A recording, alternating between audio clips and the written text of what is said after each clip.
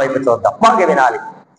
కీర్తన గ్రంథం 21వ సంకీర్తన 2వ వచనం రాబడిన మాట, దావీదు భక్తుడు దేవుడి దగ్గర చెప్తున్న మాట ఏంటంటే, ప్రభువా నీవు అతని మనోభీష్టం అంటే మన లోపల ఉండేటువంటి, అంతరంగంలో ఉండేటువంటి, మనం ఎవరికి చెప్పుకోలేనటువంటి అభిష్టము, ఇష్టము ఏదైతే అనుకుంటూ ఉన్నామో అది దేవుని దగ్గర మనం కన్నీరు కార్చి ప్రార్థన చేసినప్పుడు ఆయన దానిని సఫలం చేస్తున్నాడంట. హల్లెలూయా చెప్పండి, హల్లెలూయా. అది ఏదైనా కావచ్చు, మన మనోభీష్టాన్ని తీర్చగలిగినటువంటి వాడు. ఇంకో మాట చెప్తాను, నా మనసులో ఏముందో మీకు తెలుసా? మాట్లాడట్లేదు ఎవరు, తెలుసా? ఇంకో మాట, మీరేమనుకుంటున్నారో నాకు తెలుసా? కానీ మనందరం ఏమనుకుంటున్నామో ఆయనకి తెలుసు. హల్లెలూయా, గట్టిగా హల్లెలూయా. ఒక మాట చెప్పుకుంటారా, ఈ 3 రోజుల కూడికలను బట్టి అనేకమైనటువంటి ప్రాంతాల్లో మనం పాములాంటి పంచాం. కొంతమందికి సేవకులు చెప్పాం, కొంతమంది సంఘపతికి చెప్పాం. అయ్యా అందరూ రండి అన్నప్పుడు ఈ మారుమూల ప్రాంతంలో ఉన్న ప్రతి ఒక్కరికి మనం ఏదైనా పాములెట్ ఇచ్చుండొచ్చేమో, అనేక మందికి తెలుసుండొచ్చేమో, తెలిసిన వారందరూ కూడా అనుకుని ఉండొచ్చు. అసలు ఈ 3 రోజుల కూడికలు ఎలా జరిగిస్తారా? ఇలా పని అయిపోయిందిరా, ఏం చేస్తారు వీళ్ళు అనుకున్నట్టుగా తమ మనసులలో పైకి చెప్పుకోలేక చాలా మంది చూస్తూ చూద్దాం ఏం చేస్తారో చూద్దాం అనుకున్నట్టుగా నిలబడిన వారి యొక్క మనోభీష్టాన్ని నా ప్రభు ఎరిగాడు. హల్లెలూయా. మనం ఎలా చేస్తామో అనేది నా ప్రభువుకి తెలుసు. మనం కాదు చేసింది, నా ప్రభు చేశాడు. హల్లెలూయా, గట్టిగా హల్లెలూయా. ఫిలిష్తీయుల సర్దారులు అనేటువంటి వారితో ఆ గొలియాతు అనేటువంటి వాడు ఇశ్రాయేలు ప్రజలకు ముందుగా వచ్చి ఆ సౌలు కూడా భయపడిపోయి, సౌలు సేవకులు భయపడిపోయి, ఆ సైనికులు భయపడిపోయి ఒక అడుగు వెనక్కేసినప్పుడు ఆ జనాంగానికి దావీదు ఒక అడుగు ముందుకేశాడు. హల్లెలూయా. దావీదు చిన్నవాడి కావచ్చు, దావీదు పొట్టివాడి కావచ్చు, దావీదుకి అర్హత లేకపోవచ్చు, దావీదు ఏమి నేర్చుకోలేకపోవచ్చు, కానీ ఆ దావీదు ఎవరైతే నమ్మాడో ఆ దేవుని నామాన్ని బట్టి యుద్ధం చేయడానికి ముందుకొచ్చాడు. హల్లెలూయా. ఇశ్రాయేలు ప్రజలకి నమ్మకం లేదు, అటువైపు పోరాడడానికి వచ్చినటువంటి ఆ గొలియాతు 6 అడుగుల, ఇంకా చెప్పాలంటే ఎత్తు కలిగినటువంటి వాడు కూడా ఈ పొట్టివాడిని చూసి, ఈ యొక్క దావీదుని చూస్తే నన్ను కుక్కను అనుకుంటున్నావా, కర్రెత్తుకొని వస్తున్నాను నా మీదకి అన్నట్టుగా మాట్లాడితే దావీదు చెప్పినటువంటి మాట, నేను యెహోవా పేరట వస్తున్నా. హల్లెలూయా, శబ్దం గట్టిగా హల్లెలూయా. యెహోవా పేరట వచ్చేవారు 118వ సంకీర్తన 26వ వచనంలో యెహోవా పేరట నేను మిమ్మల్ని ఆశీర్వదిస్తా ఉన్నాను. హల్లెలూయా. ఈ రోజున మీటింగ్స్ లో పాల్పొంపులు పొందిన వారందరూ కూడా వచ్చినటువంటి దైవ సేవకుల ద్వారా ప్రభు అందించిన ప్రతి వర్తమానాలన్నిటిని బట్టి మనం మాత్రమే కాదు, సర్వ మానవాళ్ళందరూ కూడా ఆస్వాదించబడ్డారు. హల్లెలూయా, గట్టిగా హల్లెలూయా. అందుకని సంఘంలో ఉపవాస పండుగలు జరగాలి. ఆమె ఏ పండుగలు జరగాలి? గడి చెప్పలే, ఏ పండుగలు? ఉపవాస పండుగలు. మా చర్చిలో ఒక నర్సగ్రహారంలో ప్రతి నెల మొదటి ఆదివారానికి ముందు శుక్రవారం, శనివారం, ఆదివారం ఉపవాస పండుగలు జరుగుతాయి. ఆదివారం నాడు ఇలా ఈ రీతిగా కార్యక్రమం అయిన తర్వాత ఆరాధన ముగించుకొని మరలా బల్లారాధన అంతా కూడా అయిపోయిన తర్వాత వెంటనే ప్రేమ విందు అనేది ఏర్పాటు చేస్తారు. హల్లెలూయా, చెప్పండి హల్లెలూయా.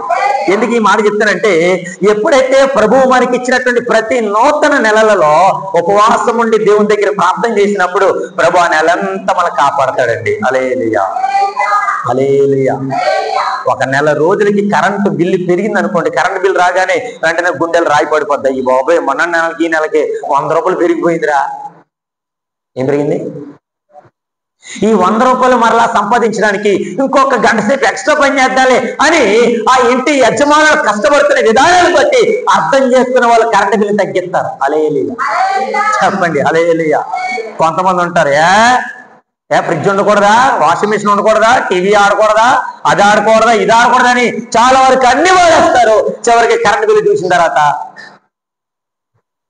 నేను అంటాను, ప్రభువు మనకి ఇచ్చినటువంటి అన్ని విషయాలను బట్టి దేవునికి కృతజ్ఞతాస్తుతులు చెల్లించకపోతే నీకు ఆరోగ్యం ఎలా వస్తుంది? నువ్వు ఎలా బ్రతుకుతున్నావు? దేవుడిని ఎలా పెంచి పోషిస్తున్నాడు? అన్ని విషయాలలో ఆయన కృప లేకపోతే, ఆయన ధన్యత లేకపోతే, ఆయన ఆశీర్వాదాలు కురిపించకపోతే ఈ రోజు మనం బ్రతకగలమా? ఒక 3 విషయాలు మీతో జ్ఞాపకం చేస్తాను. ప్రభు ఆయన మనోభీష్టాన్ని తీర్చిన దేవుడు కనుక ఏంటా మనోభీష్టం? మన మనసులో ఉండేటువంటి కోరిక ఏంటి? చదవండి ఇప్పుడు 4వ వచన భాగం. ఆయుష్ నిమ్మని అతడు నిన్ను వరమడుగగా నీవు దానిని అతనికి అనుగ్రహించి ఉన్నావు.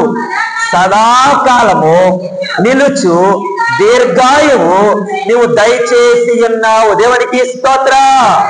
ఇప్పుడు మన మనోద్దేశం ఏమిటని అడిగితే, ఎన్ని బాధలు వచ్చినా, ఎన్ని కష్టాలు వచ్చినా, ఎన్ని ఇబ్బందులు వచ్చినా, ఏమైపోయినా ప్రభువా నువ్వు సదాకాలం నాకు దీర్ఘాయువుని ఇవ్వయ్యా. హల్లెలూయా. గట్టిగా హల్లెలూయా. ఎంత డబ్బున్నా, ఎంత సంపద ఉన్నా ప్రాణం లేకపోతే ఎవరు దొరుకుతుందండి అది? ఆమె ధనవంతుడు అంటున్నాడంట, నా ప్రాణమా నువ్వేం చేస్తావు తెలుసా? దేని గురించి కంగారు పడమాక. హలో డియర్, హలో ప్రాణమా, ఒకసారి నీతో మాట్లాడాలి. ఏదో పక్కన మనిషి కూర్చొని మాట్లాడినట్టుగా అది తన ప్రాణం అయినప్పుడు అక్కడ కూర్చున్నప్పుడు ధనవంతుడు మాట్లాడతాడు, ఇది నువ్వు ఎందుకు వరి అవుతున్నావు? నీ కోసం అన్ని తీసుకొచ్చి పెట్టానుగా, కొత్త కట్లు కూడా నీ కొరకు కట్టి పెట్టానుగా, నీ కొరకు సమస్తమును కూడా నేను సంపాదించి కొట్ల అన్నింటిలో సమకూర్చాను కదా. ఇప్పుడు నువ్వేం చేస్తావు తెలుసా? వరి అవ్వడం మానే, విచారం వద్దు, కృంగిపోవద్దు, దుఃఖమొద్దు, బాధొద్దు, ఏది వద్దు. మరి ఏం చేయాలి ప్రాణం అడిగితే ఇప్పుడు ఈ ప్రాణంతో అంటున్నాడు, తిను, త్రాగుము, సుఖించుము, సంతోషించా. ఎన్ని విషయాలు చెప్పాడా? మీరు మాట్లాడారు ఎన్ని విషయాలు? 4. 1 స్తోత్రం నాయన. తినుము, త్రాగుము, సంతోషించము లేదా సుఖించము. దేవునికి స్తోత్రం. ఇప్పుడు 4 విషయాలు చెప్పగానే అటువంటి ధనవంతుడికి నా ప్రభు ఏం పేరు పెట్టాడు చెప్పరా? ఏం పేరు పెట్టాడు? గట్టిగా చెప్పాలి. ఏం పేరు పెట్టాడు? మా పురుషులు ఎవరు మాట్లాడట్లేదు. ఏం పేరు పెట్టాడు? డబ్బు సంపాదించడం తప్పు అనట్లేదా? డబ్బు సంపాదించుకున్న ప్రాణంతో చెప్పుకుంటున్నావు చూడు. దేవుడు నీకు అన్ని ఇచ్చిన తర్వాత దేవుడు పక్కన పెట్టేసి నీకు నువ్వు ఉప్పొంగిపోతున్నావు చూడు, అది తప్పు. దావీదు రాజండి, దావీదు కొన్ని సంస్థానాల మీద అధికారి కలిగినటువంటి వాడు. ఈ అధికారి కలిగినటువంటి దావీదు రాజు ఏం చెప్పాడు తెలుసా? 103వ కీర్తన మొదటి 2 వచనాల్లో ఆయన చేసిన ప్రతి ఉపకారములు దేనిని మరవద్దు. ఎవరితన్నాడు? ప్రాణంతో. నా ప్రాణమా యెహోవాను సన్నిధించు, నా అంతరంగమున సమస్తమా ఆయన పరిశుద్ధనామమును సన్నిధించు, ఆయన చేసిన ఉపకారములలో దేనిని కూడా. ఈ మాట చెప్పినప్పుడు చెప్పండమ్మా. సేవకులు వచ్చినప్పుడే చెప్తారంటే ఆమేన్ హల్లెలూయా అని. దేవునికి స్తోత్రం. గట్టిగా హల్లెలూయా. కొంతమందికి ఫేవరెట్ సేవకులు ఉంటారు, వాళ్ళు రాగానే ఉప్పొంగిపోతారు. ఇలా ఫేవరెట్ ఏదో ఫేవరెట్ హీరోలో వచ్చినాడు. దేవునికి స్తోత్రం. గట్టిగా హల్లెలూయా. ఏ సేవకుడైనా సమానమే. హల్లెలూయా చెప్పాలి గట్టిగా. హల్లెలూయా. ఇప్పుడు చెప్పండి, ఆయన చేసిన ఉపకారములలో దేనిని గట్టిగా చెప్పాలి. దేనిని మర్చిపోతే మనకు ప్రాణం ఉండదు. ఆమేన్ గట్టిగా హల్లెలూయా. ఎవరైనా నీకు ఉపకారం చేస్తే ఆ ఉపకారం నువ్వు చచ్చేంత వరకు మర్చిపోకూడదు. ఎవరు నీకు అపకారం చేశారా వెంటనే మర్చిపో. హల్లెలూయా. గట్టిగా హల్లెలూయా. ఇప్పుడు మనిషిని యొక్క మనోభీష్టం ఏముంది? మన మనసులో ఉండేటువంటి తలంపులు ఏమన్నా? అయ్యో నాకు ఆయుష్ కావాలి. ఎప్పటి వరకు తెలుసా? సదాకాలము. అక్కడ రాబడిన మాట నిలుచు దీర్ఘాయువు నీవు దయచేసి ఉన్నావు. దేవునికి స్తోత్రం. ఒకటి ప్రభు మనకు దీర్ఘాయువుని ఇవ్వాలని ఆలోచన. హల్లెలూయా. అది ఎప్పటి వరకు తెలుసా? సదాకాలం. అందరూ నాతో మాట చెప్పండి. ఎంతకాలం అది? సదాకాలం. దేవునికి స్తోత్రం. కొద్ది కాలం కాదు. నువ్వు దేవుని మందిరం ఉన్నంత కాలం, దేవునికి నిలిచినంత కాలం, దేవుని యొక్క భయభక్తులు కలిగి ఉన్నంత కాలం సదాకాలం ప్రభు నీకు దీర్ఘాయువుని ఇస్తాడు. హల్లెలూయా చెప్పండి. హల్లెలూయా. 2వ విషయానికి వెళ్తున్నాం. చదవండి 6వ వచన భాగం. నిత్యము ఆశీర్వాదకారకులుగా ఉండినట్లు నీవు అతన్ని నియమించి ఉన్నావు.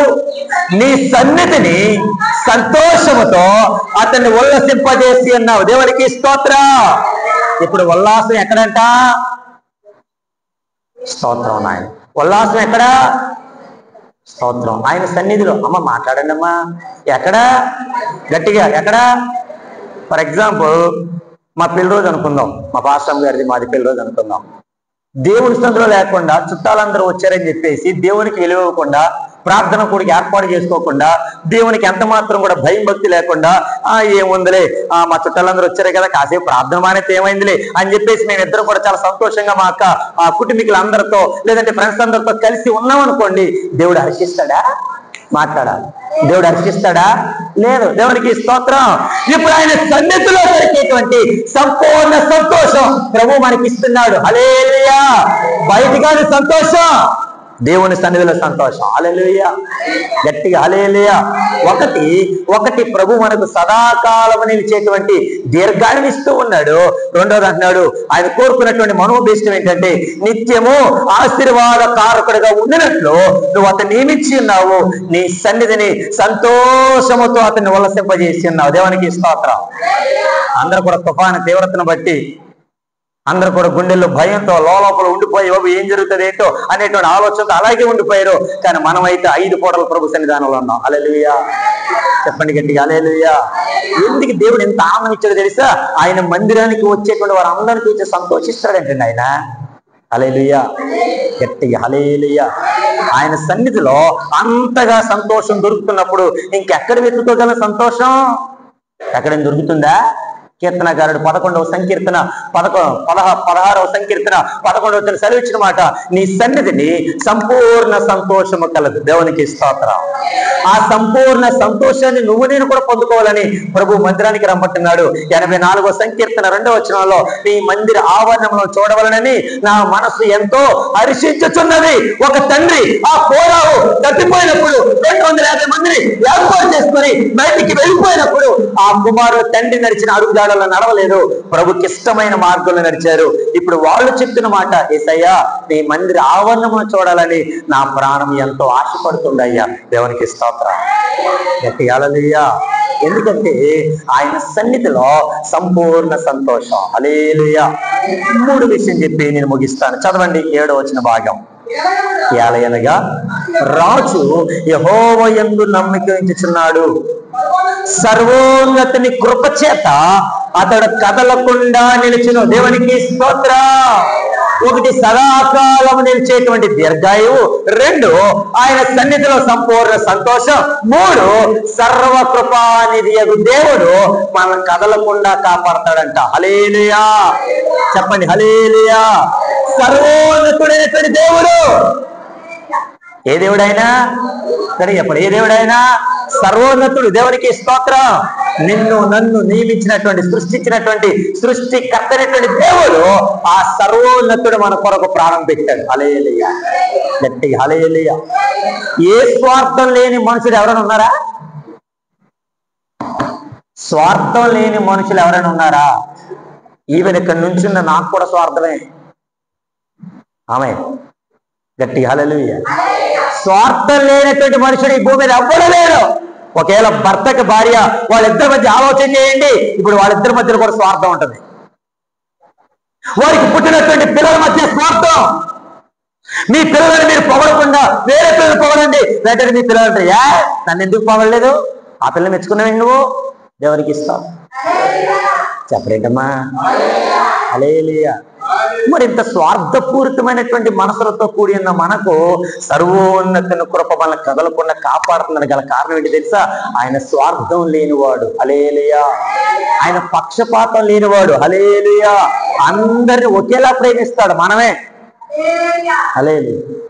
నేను శ్యాంప్రసాద్ గారిని ఒకలాగా, రామారావు గారిని ఒకలాగా, యోసేపు గారిని ఒకలాగా, జాన్ గారిని ఒకలాగా, ఇంకా చెప్పలేండి మా ప్రియులు శ్యామ్ గారిని ఒకలాగా, సురేష్ గారిని ఒకలాగా, మోష గారిని ఒకలాగా ప్రేమించాను అనుకోండి, వీళ్ళందరి మధ్య నేను ఏం పెట్టినట్టు మాట్లాడట్లేదు, మనతో చెప్పుకున్నారు వీళ్ళు. దేవునికి స్తోత్రం, గట్టిగా హల్లెలూయా. అలాగైతే గొడవలు పెట్టే దేవుడు కాదు మన దేవుడు, అందరినీ ప్రేమించేది. అందుకే దేవుడు ఒక్కడే. ఆ దేవుడు నజరేయుడైనటువంటి యేసు ప్రభు ఒక్కడే తప్ప there is no died on the cross for our sins. మన పాపముల కొరకు శిలువపై ప్రాణం పెట్టిన ఏకైక దేవుడు నజరేయుడైన యేసు దేవుడు తప్ప మరి ఇంకెవ్వరూ లేరండి. హల్లెలూయా. ఆ దేవుడు సర్వోన్నతుడైనటువంటి దేవుడు మన కథలనివ్వకుండా మళ్ళీ ఎంతగా భద్రపరిచి కాపాడేటువంటి దేవుడు. దేవునికి స్తోత్రం.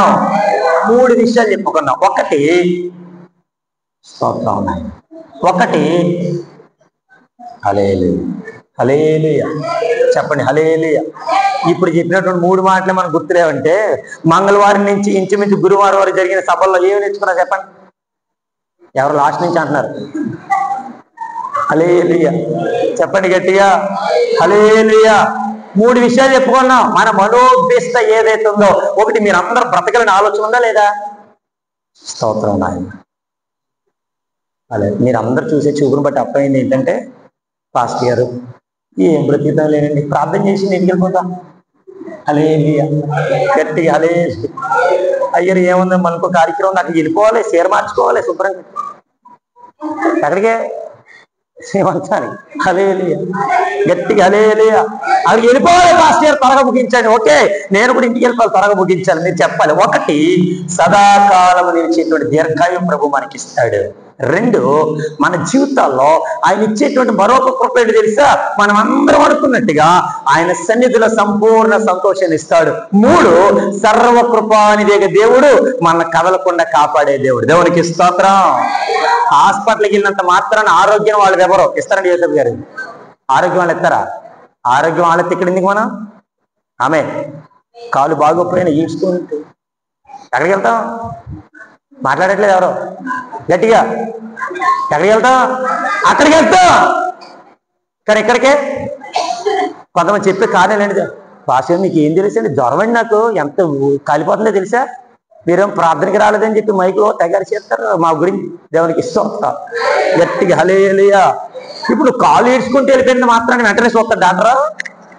ఆడో సీట్ రాయాలి, ఆ సీట్ని బట్టి ఎన్ని నెంబర్లు, మోసే గారు ఎన్ని నెంబర్లు, ఆ నెంబర్ బట్టి పిలవాలి. వెంటనే కంపౌండర్ దగ్గరికి వెళ్ళి ఎవయ్యా డాక్టర్ గారు వస్తాడు, నువ్వు కూర్చో. కంపౌండర్కి ఎంత, డాక్టర్ కంటే ఎక్కువాడు. హల్లెలూయా, గట్టిగా హల్లెలూయా. డాక్టర్కి అయినా విలువ ఇచ్చిన ఇవ్వకపోయినా ఆయనకి ఇవ్వాలి. ఆమె గట్టిగా హల్లెలూయా.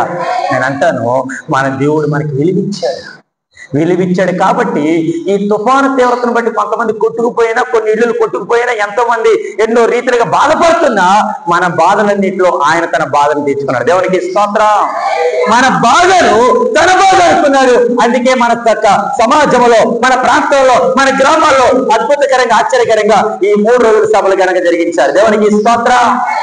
గట్టిగా హల్లెలూయా.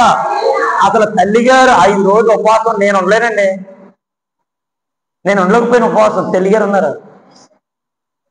హల్లెలూయా, గట్టి హల్లెలూయా. మరి మనందరం ఎంతమంది ఉపవాసం నాకు తెలియదు, కానీ ఉపవాసం ఉండి మీరు ఇష్టపడ్డారు చూసారా? మీ మనోభీష్టం ఆయనకి తెలుసు. హల్లెలూయా. అందుకని తల్లిగారు అంత ఆరోగ్యంగా ఉన్నారు. ఆమె అదే మొదలు చెప్పే మనకి సదాకాలం నిలిచేటువంటి దీర్ఘాయువు ఇచ్చాడు. 2, ఆయన సన్నిధిలో సంపూర్ణ సంతోషం ఇచ్చాడు. 3, సర్వకృపానిదేగ దేవుడు మన కదలకుండా కాపాడుతున్నాడు. హల్లెలూయా. అటువంటి గొప్ప ఆశీర్వాదాలు ప్రభు మనందరికీ మెండిగా దయచేయను గాక. ప్రభు ఈ మాటలు మనం ఇంట్లో దీవించును గాక. అందరూ మోకరించండి, ప్రార్థన చేసుకుందాం. ప్రార్థన.